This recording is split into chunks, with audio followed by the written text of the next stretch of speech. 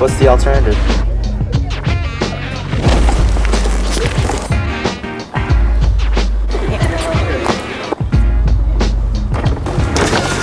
Hey, you want a hit?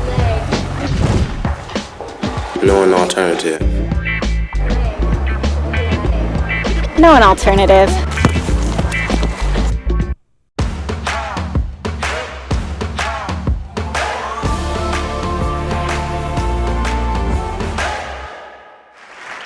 So ladies and gentlemen, my name is Travis VanWinkle, and I am a service junkie. That's right, I'm addicted to helping others. And in no way does that make me a saint. Although my beard is quite saintly, I am in fact far from it.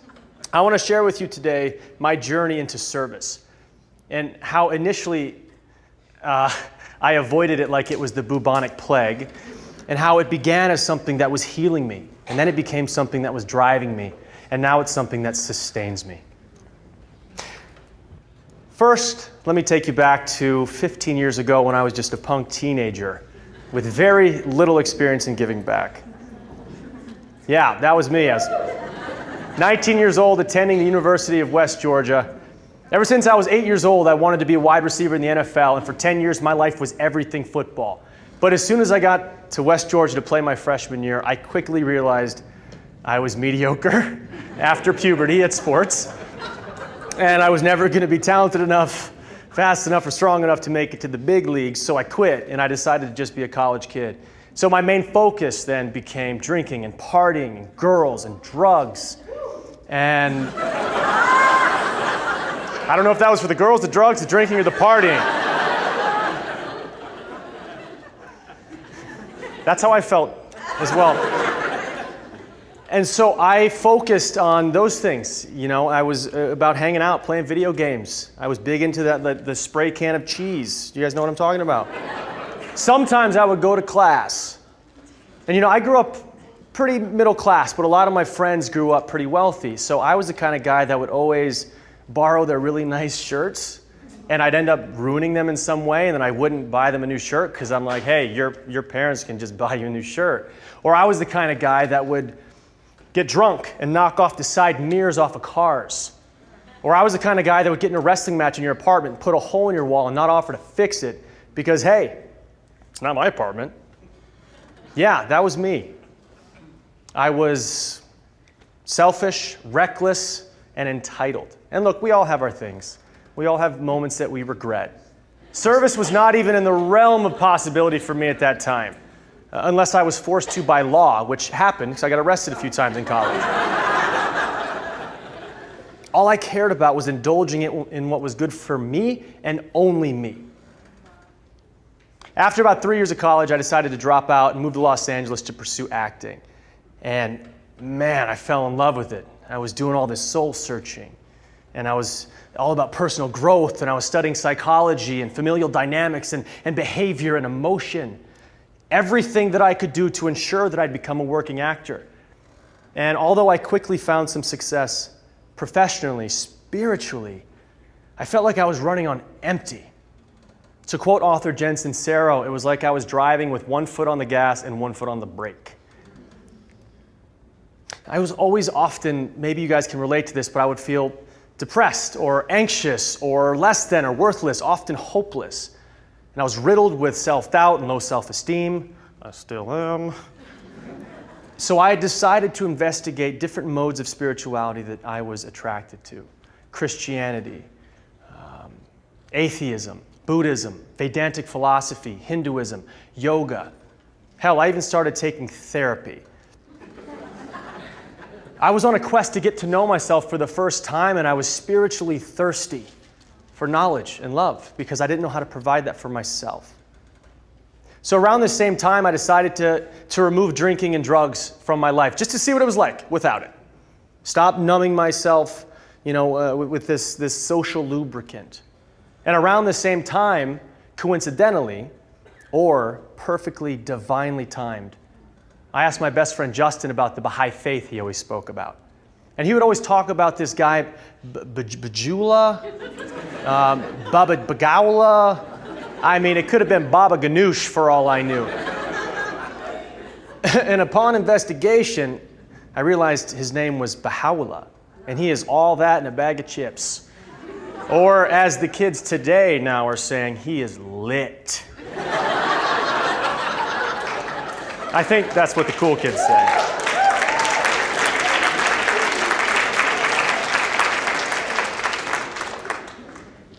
That's ridiculous. So this marked the direction in my life that I'm forever grateful for. I was introduced to a spiritual community that they focused on embracing all cultures, all religions. We were encouraged to investigate our own truth, to create unity, to join science and religion, to live service. And this was said to be the foundation of true transformation. So all these amazing people were asking me to be of service, whether it was handing out food and clothes to the homeless, or performing at hospitals for kids, or beach cleanup, et cetera, et cetera. My response was always, hell no. I got myself to worry about. I'm still feeling a little depressed and anxious. I got my career. Like, why would I want to focus on somebody else? And luckily, they were persistent, and they continued to ask. And eventually, I would say yes, and I would show up. And it turns out that experience would be the highlight of my week. It would be the most alive that I would feel. And it was like that inner misery that I'd felt would be momentarily lifted. And it's not because I felt noble or better than. I finally felt connected. I saw pieces of myself in so many of the people I came in contact with.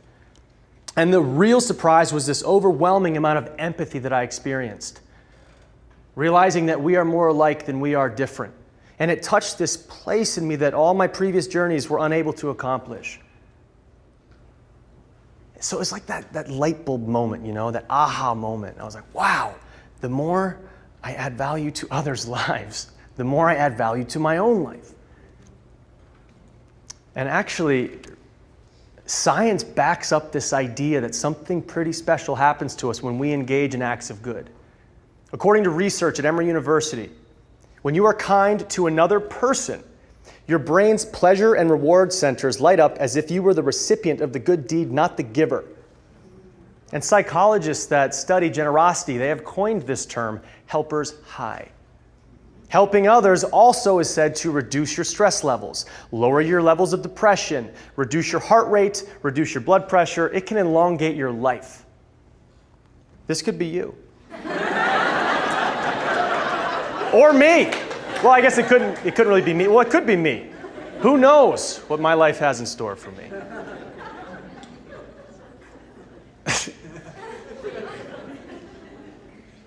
But I'm one resistant man, and I could not wrap my head around making service a part of my every week. I would literally tell myself, just shut up and show up, Travis. Just shut up and show up, Travis. Like I was a crazy person. And so the more that I would say yes, the more I slowly began to understand that if I could provide a healing opportunity for somebody else, that was me providing a healing opportunity for myself. Shoshogi Effendi, he tells us, the more that we search for ourselves, the less likely we are to find ourselves. But the more that we search for God and to serve our fellow man, the more profoundly we will become acquainted with ourselves and the more inwardly assured. This is one of the great spiritual laws of life. Thank you. I didn't come up with that myself. But thank you. And so I started to, this is an amazing quote, an amazing way of life. And I started, it's like I'm experiencing that through my actions. I'm a believer. Side note, I'm also a believer. I don't know what it is about this guy. I tell myself that I am not going to like his albums, but I go and I listen to them and I like them. It's crazy. But that's not what this talk is about. The more that I would say yes to service, the more I felt like I was contributing to making this planet better. I started to believe that I could make a real difference with my time here on Earth. And so as my service life, it was amping up, I felt like I had a real funk in my career. I could not book a job to save my life. They could have been looking for a guy with blonde hair, green eyes, all American, The character's name could have been Travis VanWinkle, and I still would not have been right for the part. Like, it was bad. Luckily, I had an acting teacher suggest that I stop focusing on my lack, and I joined the Big Brother and Big Sister program of LA. Because there are so many underserved youth that are waiting and needing a positive role model. So I said yes, and I got paired with this amazing little guy named Lyric. And this was the first day that we met. I don't know what. I looked really cool in that photo. So most of the kids in the program, they come from broken homes. One or both of their parents are incarcerated. They often live below the poverty line. And so I said yes, even though I wasn't feeling completely whole myself. And to my surprise, I'm supposed to be helping him? No, he's helping me. He's holding me accountable for my actions. I'm wanting to become a better man for him so that he can actually have a positive role model, a positive male in his life. And so I began to learn how to honor and praise him. And I was learning how to honor and praise myself. It was like in Super Mario Brothers. You know, you have the mushroom and you get the one up, it's like that's what we both felt like we were doing for each other. And so service became this thing that was driving me. It was really driving me, and then I became the one that was creating service opportunities for others. Baha'u'llah says that, we should be a part of this ever-advancing civilization, and I felt like I was. And now I'm a big believer that what we focus on finds its way to us.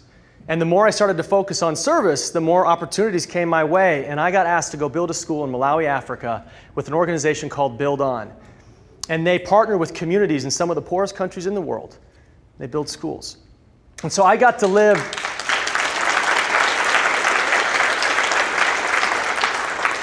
Thank you. I didn't come up with that, but I'm part of it. So thank you.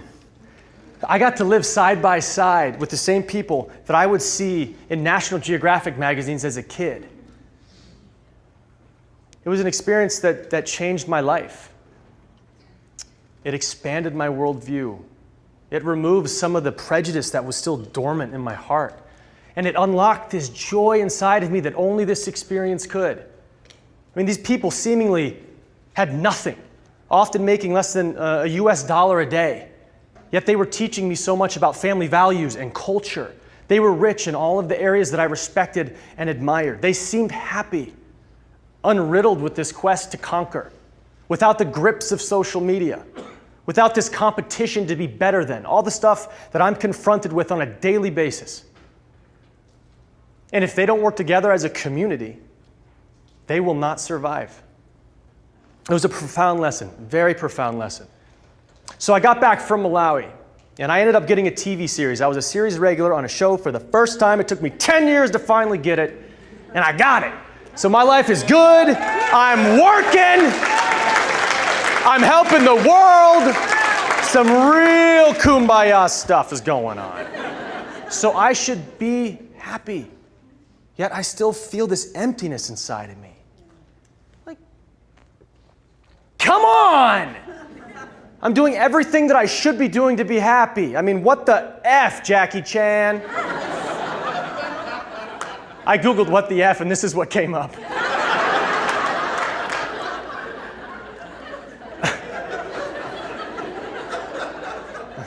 It's a true story.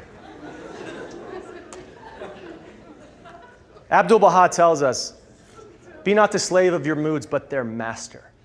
But if you are so angry, depressed, and sore that you cannot find deliverance and peace even in prayer, quickly go and give pleasure to someone lowly or sorrowful, to a guilty or innocent sufferer. Sacrifice yourself, your time, your talent, your rest to another, to one that bears a heavier burden. And your unhappy mood will dissolve into a blessed, contented submission to God. Yes, like I understand this because clearly I'm always at odds and depressed about something. So I kept seeing these little smiling faces of the kids in Malawi. And these were some of the poorest people in the world. And maybe, just maybe, this school would break their cycle of poverty. Maybe it would change generations of lives. So I called up Build On and I said, I want to lead treks like the one I just went on. And they said yes. And so I worked my butt off to just download their methodology. And I was off to the races. And I started leading youth from around the US to go build schools in deserving communities around the world. So thank you. My point in all of this is that I found purpose. I found vehicles of service that I responded to in areas of my life that I feel like I didn't fully take advantage of when I was younger.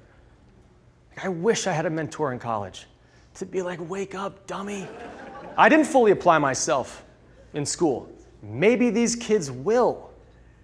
So giving back in these areas that I was drawn to, it was filling in the blind spots in my life that I still had. So there seems to be this paradoxical, symbiotic relationship between self-interest and selflessness. And there's no one way to serve, by the way. There's no rule book, there's no age limit, there's no racial divide. Adding value to others' lives, it's a responsibility that we all have. And to paraphrase Muhammad Ali, service is the price that we pay to live. So it's just like your rent or your mortgage. You know, you pay to live in your house or your home. So I believe that giving back, it's a priority that we must make the through line of our lives. If we imbue our everyday actions with the intent to make others happy, we'll be that much richer for it. You can do anything, really. I mean, put water bottles in your car and hand them out to the homeless people at the stoplights, or help your friend move, or like let your friend call you and vent about their day. Service, it doesn't have to look one certain way. And I understand that life is always going to have its ups and downs, and life will just clock us across the face every now and then. But I feel like we have to keep finding deeper ways to serve, because giving back is a grounding force in my life that will always sustain me. In closing, I want to share this quick anecdote that Bill Don recently discovered. So along with building schools, they also have after-school programs in most of the U.S.'s major cities where they engage inner-city youth in acts of service. They did this external evaluation, and they found that there are two very important moments in the service experience. The first hour, because that gets you going, that gets you started. And the 25th hour, that galvanizes your commitment to serve.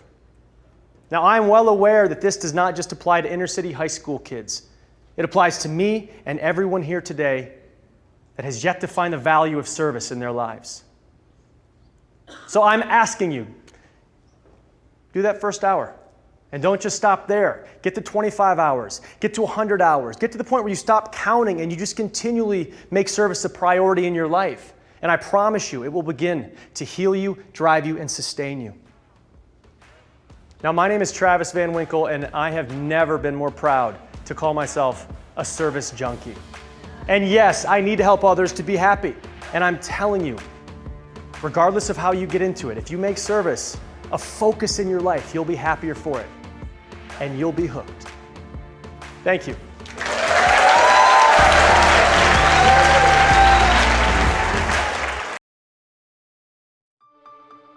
Do you believe in God?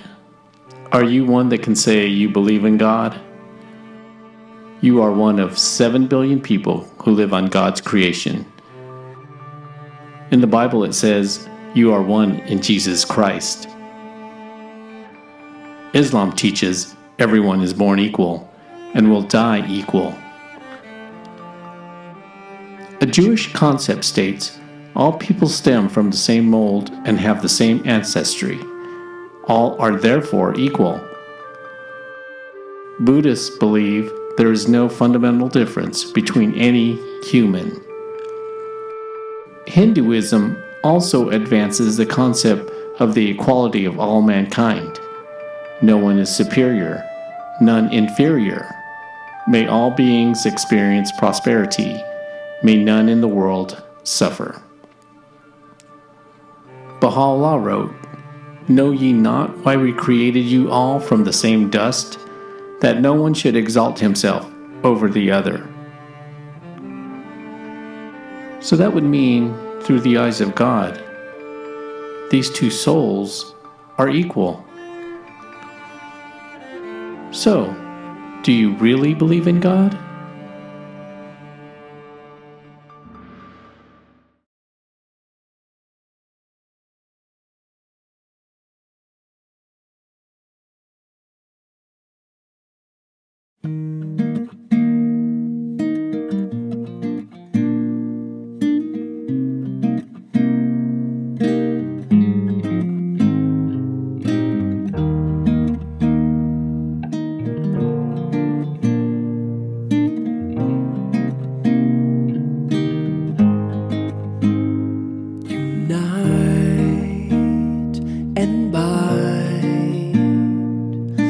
Together the hearts unite and bind. Together the hearts join in accord, all the souls join in accord, all the souls. Oh Lord, make these faces radiant through the light of thy oneness. Unite and bind. Together the hearts unite and bind. Together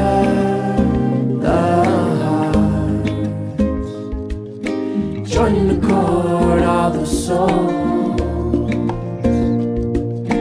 join in accord, all the souls. Oh Lord, make these faces radiant through the light of thy oneness. Unite and bind. Together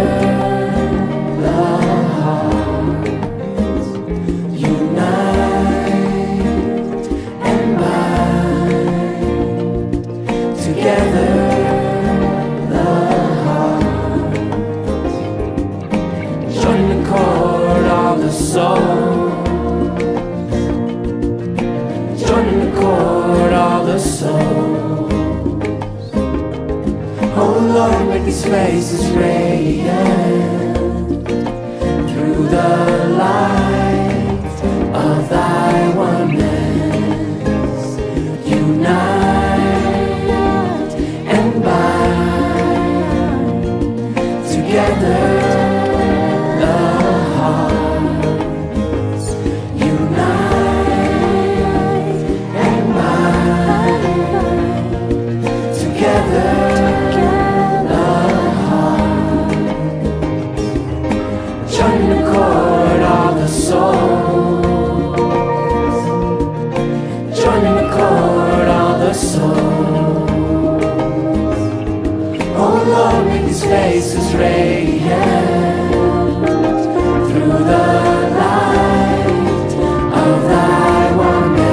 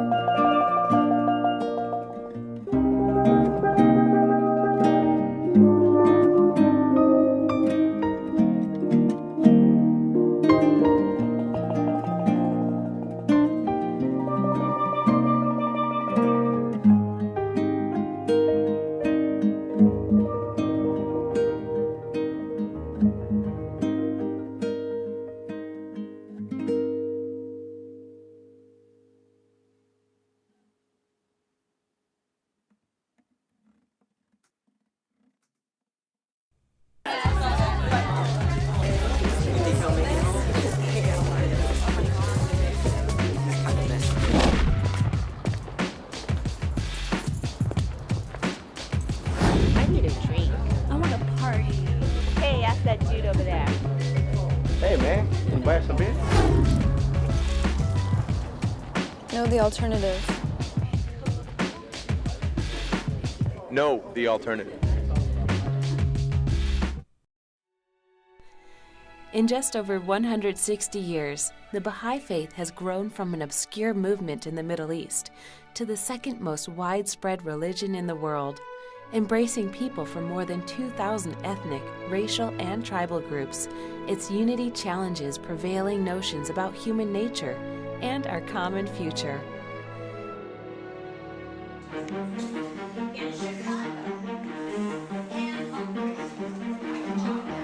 Here in America, there are more than 150,000 Baha'is. They share a belief that peace can be established through unity and an appreciation for diversity. Across the country, Baha'is are putting this vision into action at the local level. They are partnering with their neighbors and bringing together people of all ages and backgrounds to create more vibrant, empowered communities. Baha'u'llah proclaimed the unity of religious truth which has unfolded over time through a succession of divine teachers. He taught that Abraham, Moses, Christ, and Muhammad were all messengers of God. Each brought to light religious and spiritual truths which propelled the evolution of civilization. Baha'i teachings also count Krishna, Buddha, and Zoroaster among the prophets of God. Baha'u'llah confirmed the oneness of humankind and stressed the need to eliminate prejudice of every kind. When you leave your mark on this world, leave a lasting mark.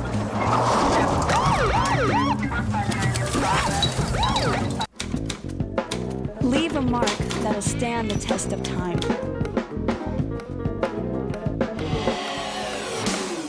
A mark that can't be erased with a single stroke. When you leave your mark on this world, leave one that'll last forever.